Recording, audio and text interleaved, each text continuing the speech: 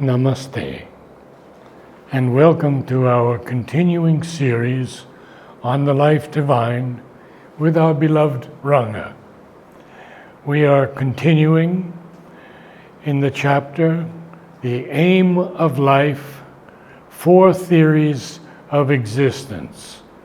And we are on page 699, beginning with the paragraph, "It is also sometimes supposed."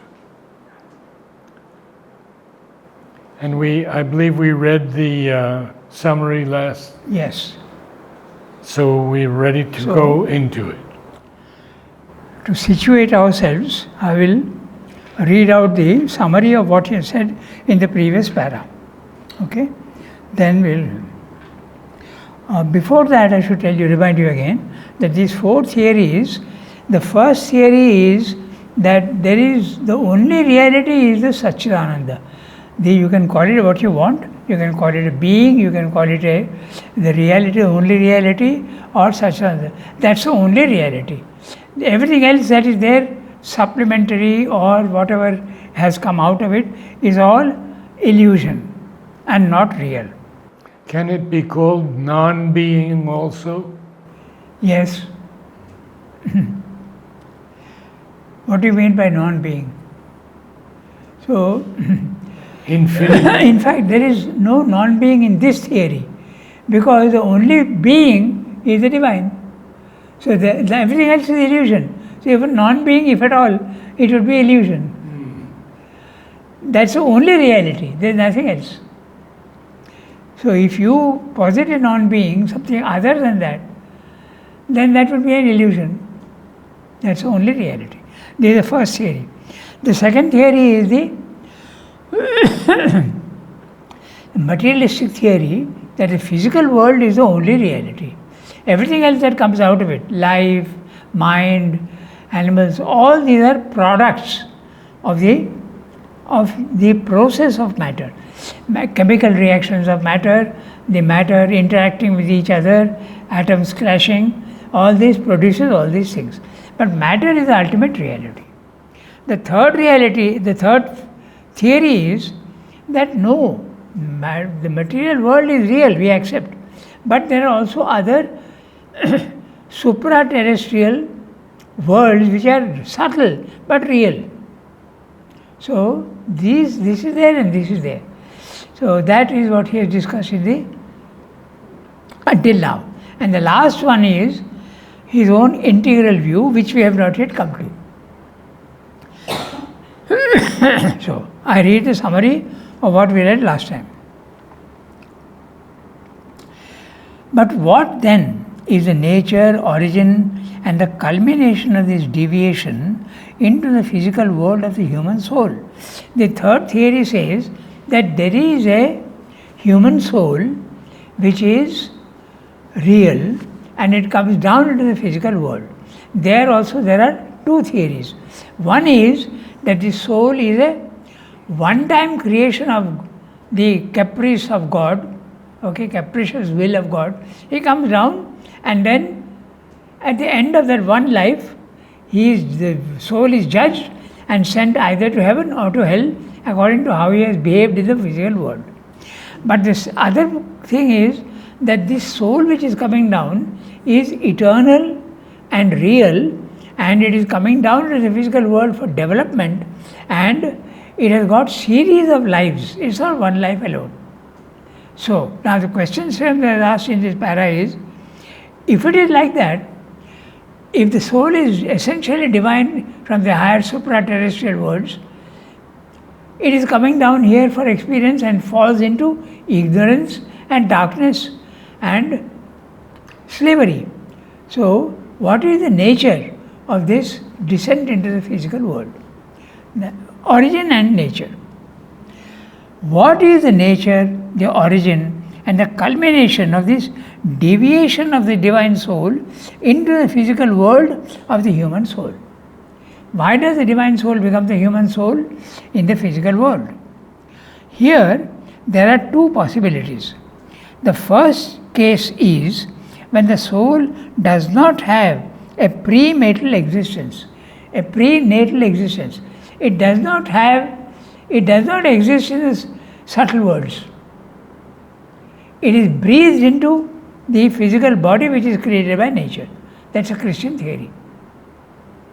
The body is prepared by nature, and God or whatever you want, He breathes the soul into this one life.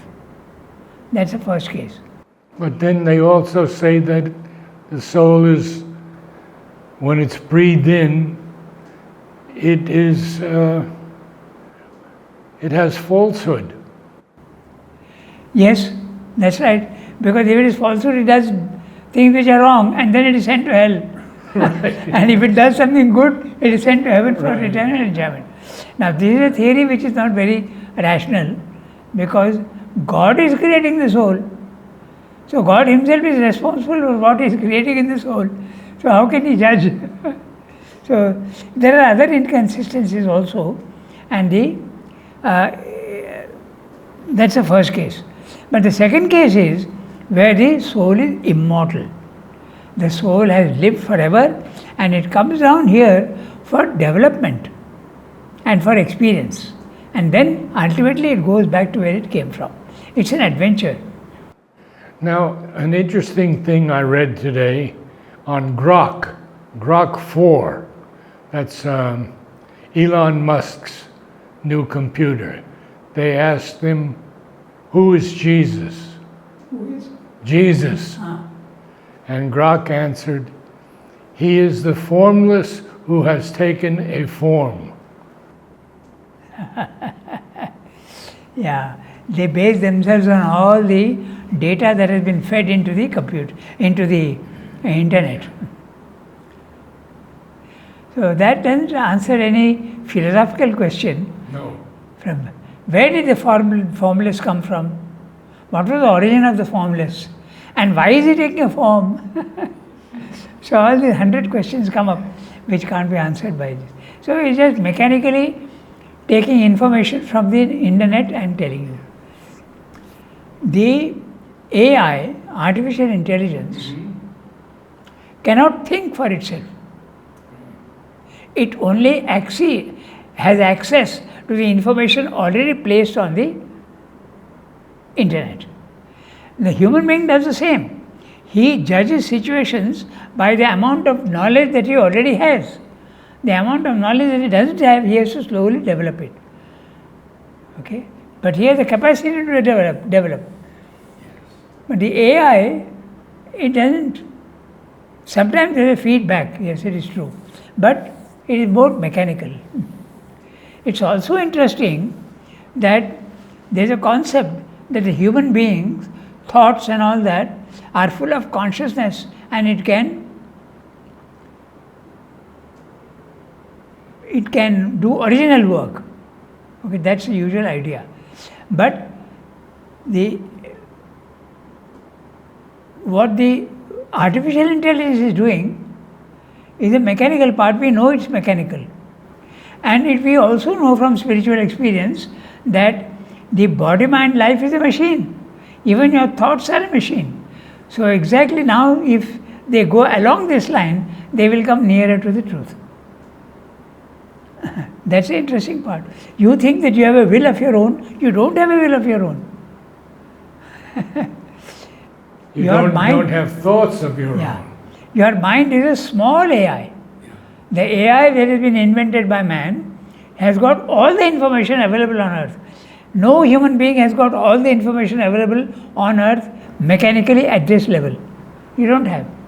Only the number of books you have read, the number of things you have heard, that's all you have.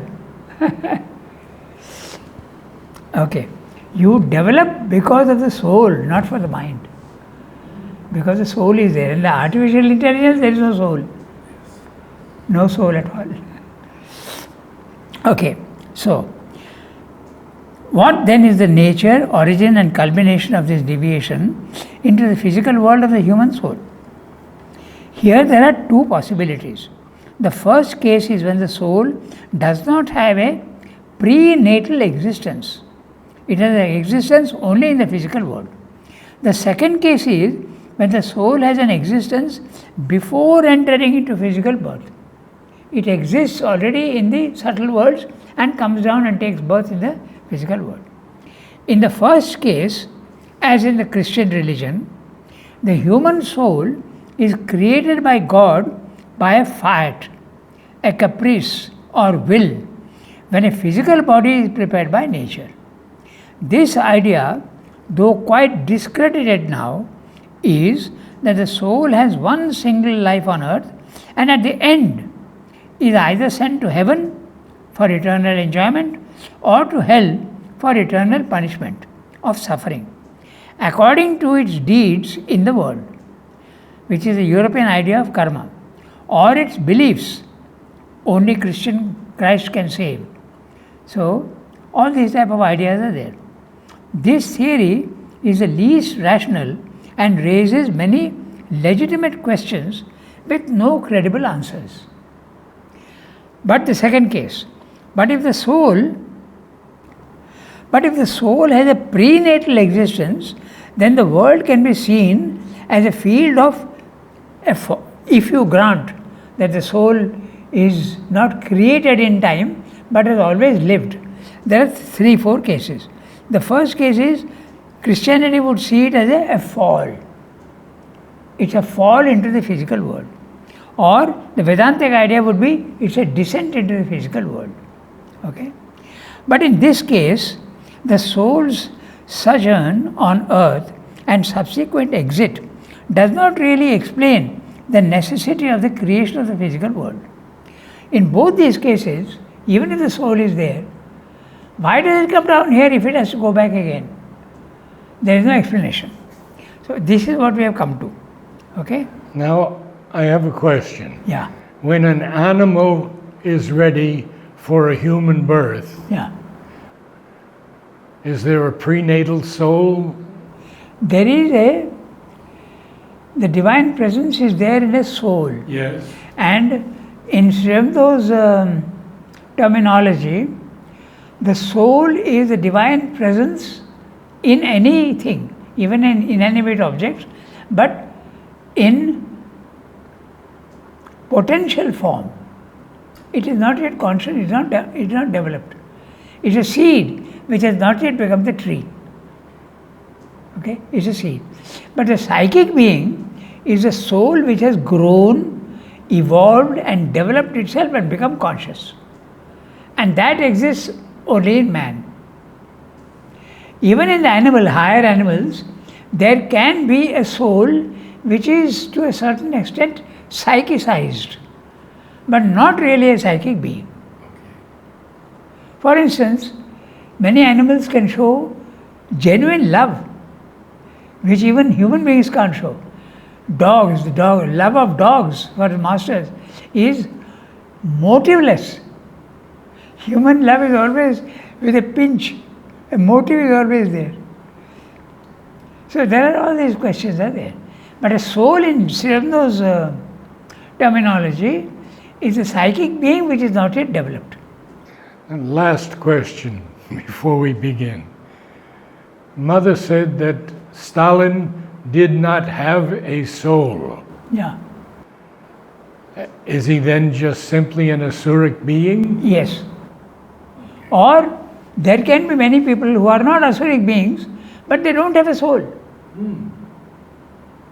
They don't have a psychic being, Yes. but they have a soul.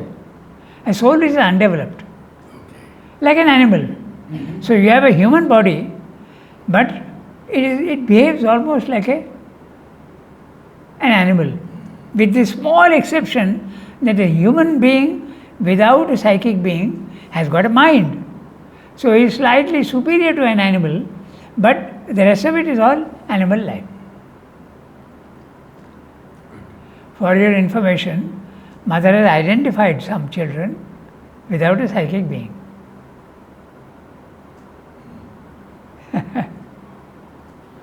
So it can happen.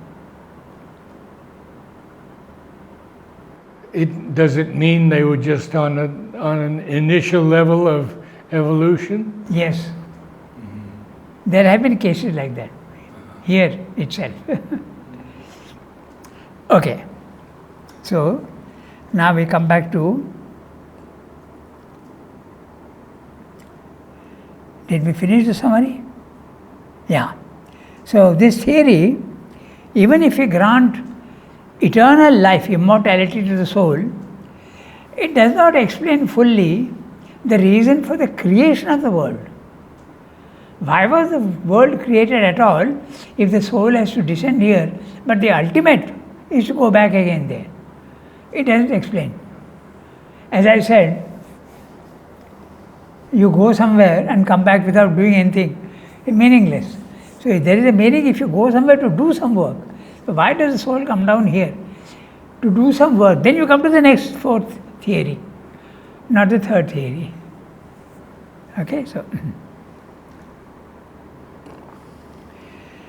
now Sridhar is continuing to describe the third theory. It is also sometimes supposed that the solitary life on earth is a stage only, and the development of the being nearer to its original glory occurs in a succession of worlds which are so many other stages of its growth, stadia of its journey.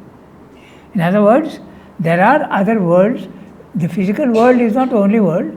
There are other worlds also where the soul has existed before, comes down here and goes back again to the other subtle worlds. Okay. Unlike the Christian theory. There are subtle worlds which the soul is a journey from those souls. The material universe, or earth especially, now that's interesting. He's saying or earth especially. In other words, he is granting the possibility of life on other planets or even stellar bodies. So just one. So when we were discussing now once whether Srebda admits life. So in this way he just gives a hint. Okay. Or earth specially. In other words, it could be elsewhere also. So will then be a sumptuously appointed field created by a divine power, wisdom or caprice for the enacting of this interlude. So the third theory, there are subtle worlds and the soul has existed before in these subtle worlds and it comes down here. So the earthly life is only an interlude in its total life. Outside the physical world and in the physical world. It's only an interlude. It's not the only thing, like in the Christian theory. Okay? According to the view we choose to take of the matter, we shall see in it a place of ordeal, a field of development, or a scene of spiritual fall and exile. Now, we'll look at what he is saying. According to this view, we choose to take of the matter, we shall see in it a place of ordeal. This is a normal Indian idea, that this physical world is a world of suffering. Buddhism particularly. Okay? It's a physical world of suffering. Why do you want to live here? Go. A field of development, that's a Hindu idea. Okay? Vedantic. Or the scene of a spiritual fall and exile, Christian theory. Okay? So in one sentence he has given you three: Buddhistic, Hindu theory and the Christian theory. There is too an Indian view which regards the world as a garden of the divine Leela, a play of the divine being with the conditions of cosmic existence in this world as an inferior nature. The soul of man takes part in the Leela through a protracted series of births, but it is destined to reascend at last into the proper plane of the divine being and there enjoy an eternal proximity and communion. So this is the theory, the Vaishnava theory of the Leela. The world is a play of the divine. And this normally is experienced when you have love and devotion for the Lord. Not the knowledge aspect, but the love and devotion aspect. Then you see the physical world as a play field. You see beauty everywhere. You marvel at the creative capacity of nature. So it's a play, an enjoyment. The Leela theory, Vaishnava theory.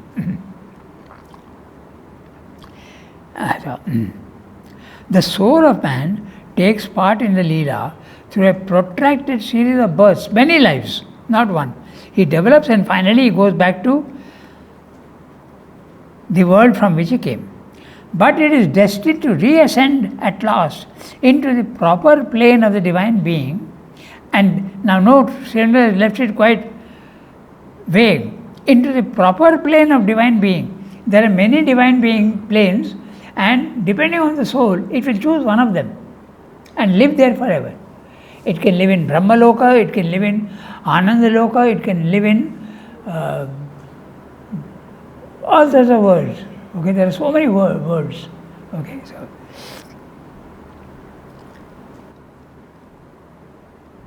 and enjoy eternal proximity and communion. Thus, this gives a certain rationale to the creative process and the spiritual adventure, which is either absent or not clearly indicated in the other accounts of this kind of soul movement or soul cycling.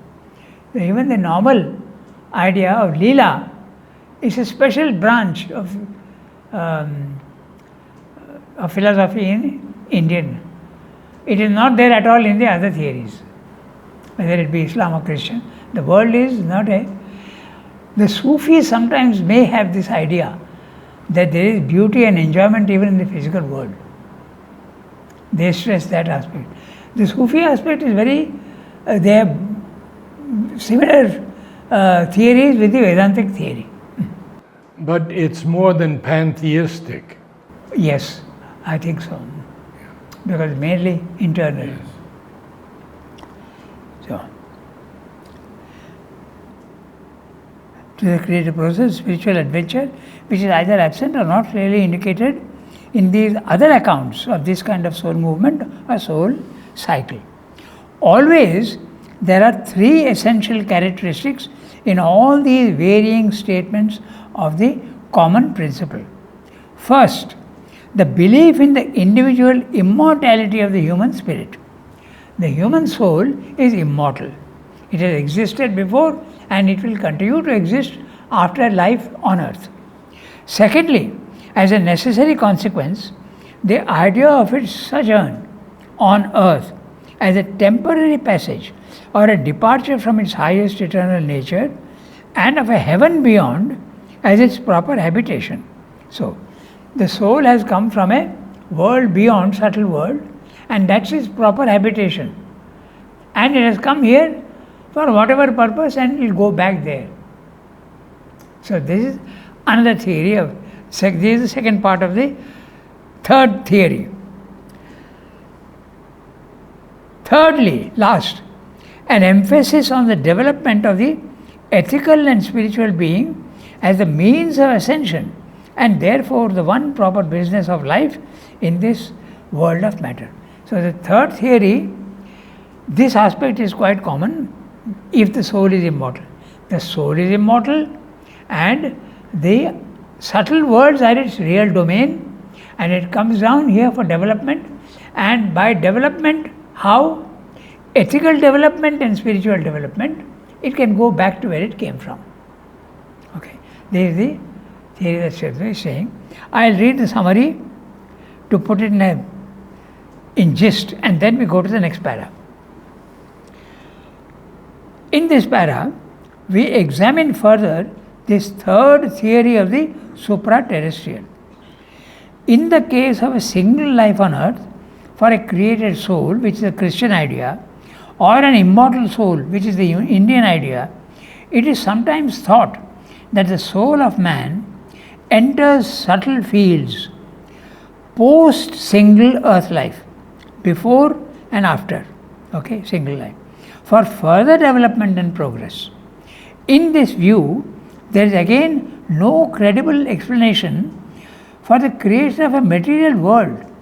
If the soul develops in other worlds as well, what is the necessity of the material world only for a partial progress? So even this common idea does not fully answer this question. Okay. So,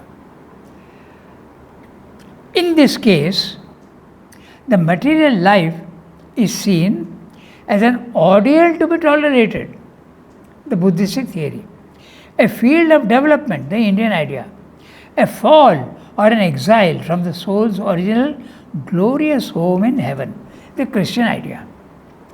But if the soul is immortal, the world can be considered as a playground of the divine soul. The nature of the world being clearly inferior and imperfect as against the divine heavenly perfection. You have come down into the garden here, which is imperfect. It is not, but it comes down here for development and then goes back.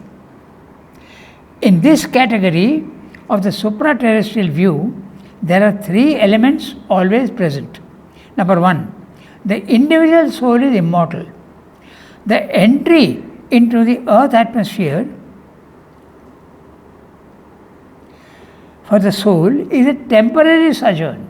It's a journey, midway journey, departing from its original divine existence above, which is its native home. So it comes down here, but it has to go back there to its native home. The third, the period of existence on earth is meant for morality and spiritual development in order to enable it to go back again to the native home of perfect existence. So this is the third theory. Now, he has not yet spoken about the fourth one. We'll see what he has to say now with the next para. These are the three fundamental ways of seeing, each with its mental attitude towards life, that can be adopted with regard to our existence. The rest are usually midway stations or else variations or composites which attempt to adapt themselves more freely to the complexity of the problem. For practically, it is impossible for man taken as a race, whatever a few individuals may succeed in doing, to guide his life permanently or wholly by the leading motive of any of these three attitudes, uniquely to the exclusion of the other's claim upon his nature. A confused amalgam of two or more of them, a conflict or division of his life motives between them, or some attempt at synthesis is his way of dealing with the various impulses of his complex being and the intuitions of his mind to which they appeal for their sanction. Almost all men normally devote the major part of their energy to the life on earth, to the terrestrial needs, interests, desires, ideals of the individual and the race. Everybody has to submit to the necessity of food and sleep and reproduction. So the physical world is very important. Okay, so it could not be otherwise. So I'm saying it has to be like that. The importance of the physical world.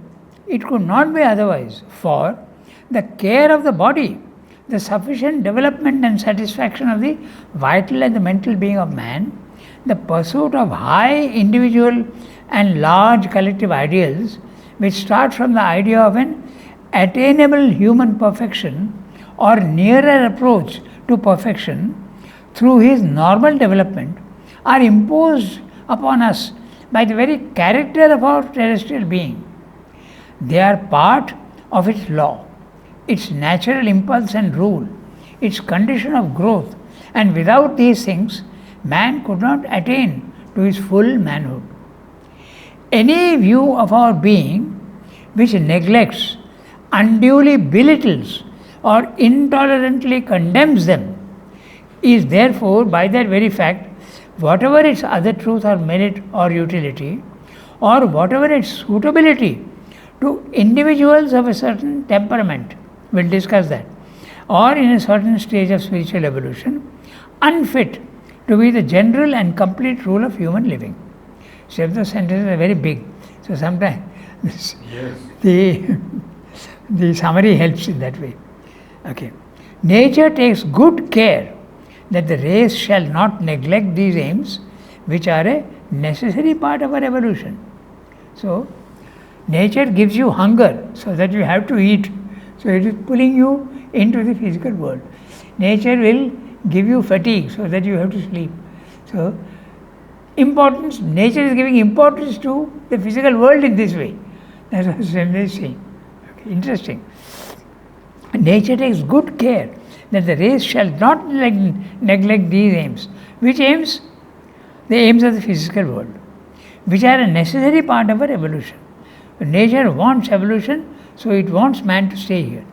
For they fall within the method and stages of the divine plan in us, and a vigilance for her first steps and for the maintenance of their mental and material ground is a preoccupation which she cannot allow to go into the background, since these things belong to the foundation of the body and her structure. So, sometimes the language is a little complex, but when you read the summary, it will be clear what he is saying. Okay, he is saying that the importance you attach to the physical world is absolutely necessary, and nature makes sure that you do give proper importance to that. He is saying some individuals don't. Oh, the physical world, I don't care. I am not interested in hunger, sleep, nothing. Those are the ascetics. And for that individual soul, it's okay, but not for everybody. So for Ramana Maharshi? Yeah, but he didn't leave the physical world. He took asceticism, Yes. but he did not say that the physical world is unreal. But those ascetics who say the physical world is unreal and don't want to have anything to do with it, they go there and they give up their body-mind life. They don't want to take birth again. Okay, so Ramana Maharshi was an ascetic, no doubt. But he was not neglectful of life on earth. He was not. Okay. So, I am reading the summary. Man's existence and life can be understood in these ways that we have examined. 1. Only the Supreme Absolute Divine. Once again. Man's existence, sometimes I add a few words so that you get the continuity and what Sridhar is saying, because Sridhar sometimes does not teach us like children. He deals with us like we are mature beings. So he doesn't, you may feel that he is jumping, but there is always a connection link. So sometimes I provide the connecting link. Okay, so. And very often when you are reading Sridhar, I am just telling you so that others can benefit. When you are reading Sridhar, read the para and then make a question, put a question to yourself. What is he saying in this para? Normally you will see that it's a question that is answering. So then you formulate that question to yourself, then you will see the rationality of the whole para. I find it easier in Savitri when he puts the premise and then he gives the conclusion. That's right. But in Life Divine, very different. Life Divine is a step-by-step argument. Yes. That's why. So, man's existence and life can be understood in these ways that we have examined. Number 1, only the Supreme Absolute Divine is real. All else is illusion and appearance only. Okay? The Buddhistic theory and the Mayavada theory. Second, only the material cosmos is the reality. All else, life, emotions, thoughts, are all products of nature. There is no other reality. The third, the material world is real, so are the other subtler worlds, including the highest absolute divine reality. The soul, cosmic or individual, descends voluntarily or is exiled into the material world. Descends voluntarily, the Indian idea. Exiled into the material world, the Christian idea. But only to go back ultimately, after death of body, to its native home. Okay? This going back is there also, and there in the Christian theory is punished or rewarded. Sorry. Man conceives his existence in the light of one of these theories or a mixture of them. Most men spend a large part of their life to improve their physical condition. Man has a body, a life and a mind which he tries to develop. But the nature of the world is imperfect and limited. Therefore, man becomes acutely aware of the imperfections and tries to escape from them by developing himself. This is where the idea of perfection comes up in man. The idea of perfection is absent in the animal life. They just live. But in man, because he sees imperfections, he can conceive of perfection. So that is possible in man, and that has been put into him because the psychic being is there. Okay, so the idea of an attainable perfection is implanted in man, and he attempts individual and collective perfection. Any view that denies or belittles or neglects the perfection of body, life, and mind cannot qualify for a complete perfection. The rejection of body, life, and mind might suit some individuals. There are ascetics to whom it suits, but they will never achieve a complete or synthetic perfection. Nature herself ensures their perfection by development and insistence on the importance of the material world. So, now we read the next para. Okay? But also, she has implanted in us a sense that there is something in our composition which goes beyond this first terrestrial nature of humanity. For this reason, so Srivastava is keeping it purposely vague, but what he means is the psychic being. Okay? But also she, nature, has implanted in us a sense that there is something in our composition which goes beyond this first terrestrial nature of humanity. For this reason, the race cannot accept or follow for a very long time any view of being which ignores this higher and subtler sense and labors to confine us entirely to a purely terrestrial way of living. The materialist cannot remain a materialist forever. That's what Srivastava is saying. He is bound to evolve because he is a psychic being. The intuition of a beyond, the idea and feeling of a soul and spirit in us, which is other than the mind, life, and body, or is greater, not limited by their formula, returns upon us and ends by resuming possession. A time will come when you will feel that you are not body, mind, life alone.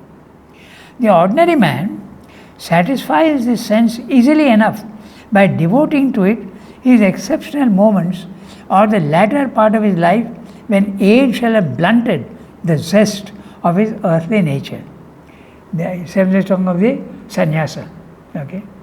The sannyasa and the vanaprastha.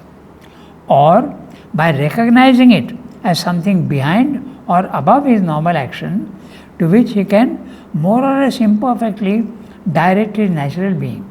Natural being, body, mind, life. The exceptional man turns to the supra-terrestrial as the one aim and law of living and diminishes or mortifies as much as possible his earthly parts in the hope of developing his celestial nature. There have been epochs in which the supra-terrestrial view has gained a very powerful hold, and there has been a vacillation between the imperfect human living which cannot take its large natural expansion and a sick ascetic longing for the celestial life which also does not require in more than a few its best pure and happy movement. This is a sign of the creation of some false war in the being by the setting up of a standard or a device that ignores the law of evolutionary capacity, or an overstress that misses the reconciling equation which must exist somewhere in a divine dispensation of our nature. So, a time comes when you feel the need of knowing that you are not only body, mind, life, and then you make an effort. So I am summarizing this para that we read just now. To sum up, the four theories of existence are the supra-cosmic view, the divine alone is real. The second, the cosmic terrestrial view, only matter is real. The third, the supra-terrestrial view, Physical world is real, subtle worlds are real, and there is a soul which comes down. The fourth, a synthetic or integral view of all these together. These are the four theories that he is speaking about. Nature ensures that her material foundation is not neglected by keeping the material life as most important to natural man. Therefore, the common man remains grounded to his physical vital life. But at the same time, she implants in man, nature implants in man, a sense of something far greater, something higher, nobler, some vague sense of God, of perfection. The normal man satisfies this need of God in his rare moments of inward living, or he devotes the latter part of his life to spiritual pursuits when his organs are worn out and sense life has dimmed his vital. This is the Indian idea of dharma, artha, kama, moksha, or the varnashram, brahmacharya, grihastha, sannyasa, vanaprastha. So this line he uses, which applies to older people, when age shall have blunted the zest of his earthly nature. This is the, it's also there in the Katha Upanishad. The king is giving away all cows to the Brahmins, and his young son, Nachiketa, is saying, what are you giving all these old cows who have all their organs have gone and they can't give milk also properly? What are you doing?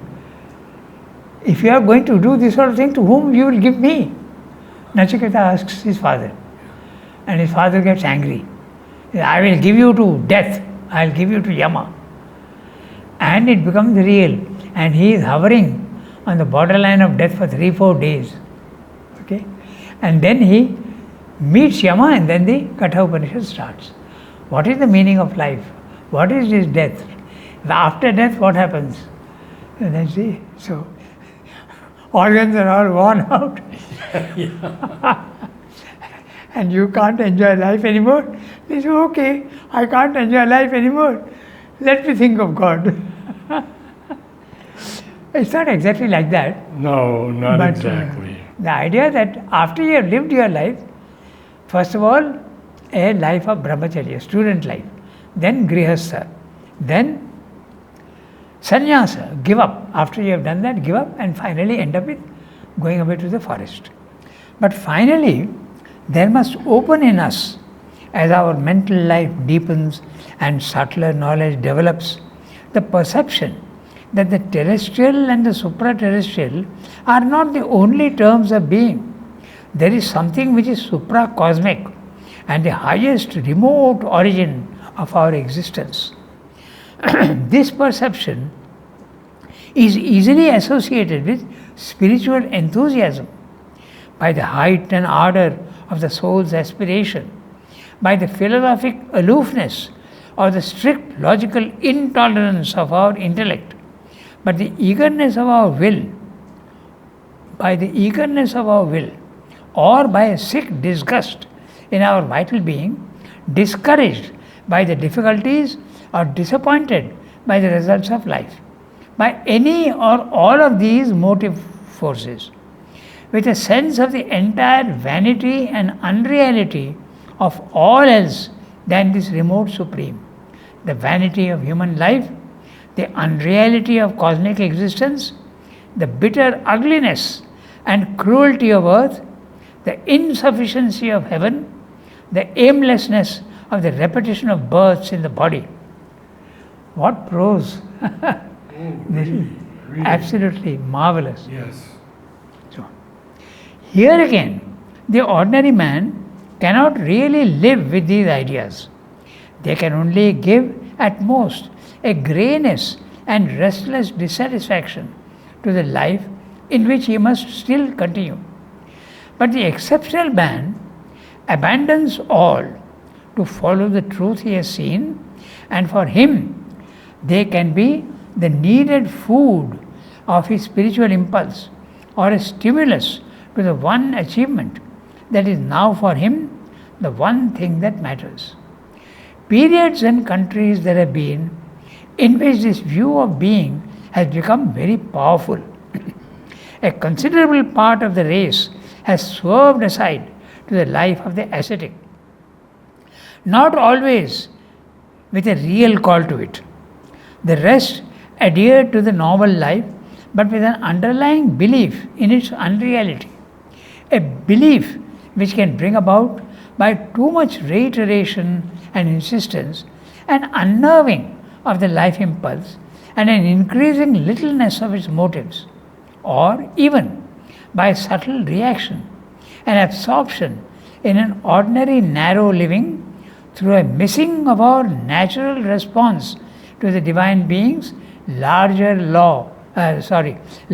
joy in cosmic existence, and a failure of the great progressive human idealism by which we are spurred to a collective self-development and a noble embrace of the battle and the labor. Here again, there is a sign of some insufficiency in the statement of the supracosmic reality, perhaps an overstatement or a mistaken opposition, a missing of the divine equation of the total sense of creation and the entire will of the Creator. Srimati is still not yet come to the fourth synthetic theory, but is saying that a time comes when the physical world does not satisfy you. Either it does not satisfy you, or you get a disgust for it. You see the cruelty of man, you see the perversion, the falsehood, the transitoriness, the meaninglessness of continuous births. That's usually the Indian idea. And then you have to look for something else. But he has not yet given you the that's what he's saying in the last bit. Here again there is a sign of some insufficiency, because you are going away from the physical world. You find the world disgusting and you go. So there is an insufficiency. Srimati will tell you, my theory sees the imperfection, but sees a meaning and a whole purpose in the creation of the physical world. That is the fourth theory. Okay, so